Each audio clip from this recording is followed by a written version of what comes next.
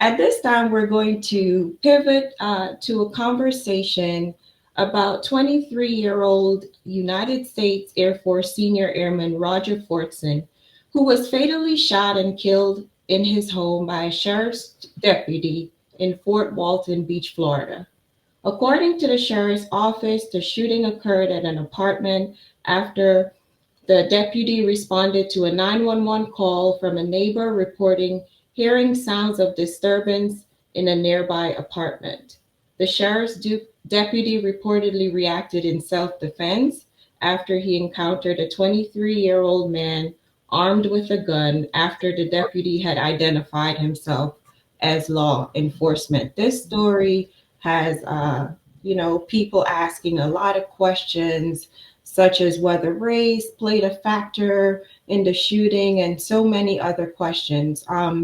First of all, our prayers and our thoughts go out to the family of this airman, Roger Fortson. But to weigh in more on this conversation, I would like to bring in Pastor Straker. Pastor Straker is the lead pastor at Reflections Church in East Flatbush. Good morning, Pastor Straker. Welcome, and how are you today? Good morning, Nurse Cummings. It's good to be with you. I tell you, Jay, I never looked any better. Good morning to you and all of my fellow panelists and listening audience. God bless you. Wonderful. Thank you so much for your graciousness, Pastor Straker. So, what are your thoughts on this story regarding this airman? Well, it's just a tragic story once again, but a very familiar story in America. And as you stated, our sympathies and condolences goes out to the family of U.S. Airman, active duty U.S. Airman Roger Fortson, a 23-year-old who has just recently lost his life to what I would dare say is police violence. We are dealing with gun violence at epic proportions in this nation. And some of what is gun violence, part of gun violence is police violence. And it's unfortunate because in this situation, you have an innocent young man in his own apartment that is shot and killed by law enforcement. And law enforcement is stating that it was due to self-defense. I mean, this is very much similar to the Botham Jean, if you remember that case a few years ago, where the officer went into the wrong apartment and ended up shooting and killing Botham Jean, who was just sitting in his apartment watching TV. And when you look at some of the evidence of this case, of course, everything has to go to trial, and the officers are considered innocent until proven guilty. But when you look at the body cam footage, it is chilling that this young man lost his life simply being at home on FaceTime with his girlfriend. And unfortunately, somebody in that complex called the police and said that there was some type of argument or some aggressive behavior happening in one of these apartments. And she gave the officer the apartment number where Roger Fortson lived. And so it could well be that this was the wrong apartment number, but unfortunately, there's a banging on the door. We don't know if Roger Fortson heard that this sheriff was identifying himself or what was heard from outside the door, but he did hear the banging. Now, in Florida, you're allowed to have a firearm. It's one of those states where you can have a firearm. You're allowed to carry a firearm. He's an airman. He's a active military person. He has a firearm. Somebody's banging on his door. And so you could just imagine in those types of cases, you don't know what's going on. People are banging on your door. Even if he heard that it was the sheriff was never standing in sight of the peephole. And you have to be very careful. Anybody on the outside could say who they are. So he has his gun in his hand, as it appears in the video. And when he opens the door to this banging, the officer immediately starts firing at him. He doesn't tell him drop the gun. Fortson never points the gun at the officer. And then next thing you know, the door's open. The officer just starts rattling off his gun. And unfortunately, he ends up taking the life of this airman. And so this is a story that we see too often in America, especially when it comes to law enforcement, who simply has to say, I was in fear for my life. Simply has to say that he had a firearm, which is lawful.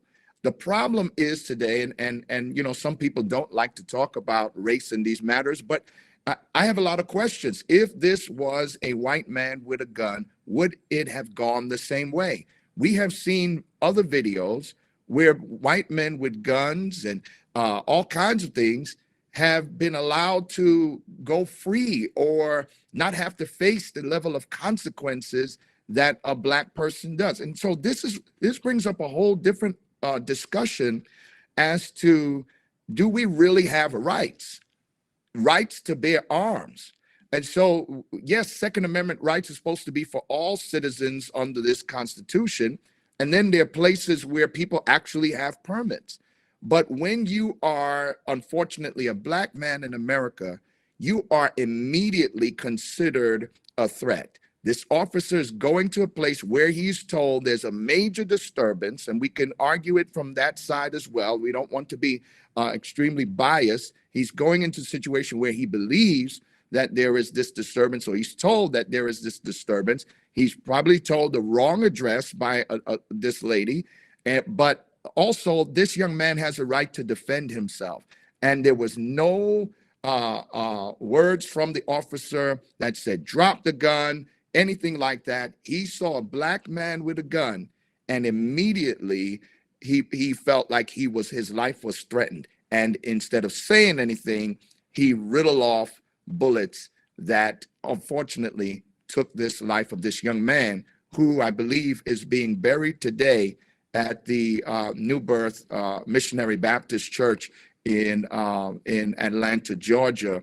And so under Dr. Jamal Bryant. And so while we're here talking about this, there's a mother, there's a father, there's brothers, sisters, fellow airmen, military people who are mourning the loss of an innocent black man. And this is why something has to be done in America about policing. And so there are a lot of people that have been crying out to the Biden administration to fight for the George Floyd Justice in Policing Act, because we can't have these type of knock on the doors, no knock warrants, these kinds of things that continue to result in harm to black lives. This young man had a right to have his gun, but unfortunately, you don't really have a right in America when you have black skin. And it's just unfortunate that his life has ended due to this tragedy. We can look at both sides, and both sides can make arguments. But for me as a black man, if I have the right to have a weapon to protect myself, and an officer or somebody comes to my door and I'm uncertain who it is, I might come to that door with my firearm. And he didn't have it pointed once again. He had it to his side, but the officer saw him as a threat. And unfortunately, they're burying him today. So again, this is terrible. We lift up his family in prayer, but we really have to do something about the procedures of policing in America across the board. And the Biden administration really has to push and do something about this, because we've had a lot of protection for a lot of people in this nation. But when it comes to black people that are disproportionately being killed by the police, we have not seen the protection from Congress and from the nation. And we must pass the George Floyd Justice in Policing Act to have common sense approach to how policing is done in America for all people. Thank you so much, Pastor Straker. You raised so many valid points as it relates to this story, and we would like to get our other panelists to weigh in, but at this point, we are being joined by Mayor Eric Adams, and so we're going to pivot our conversation for a moment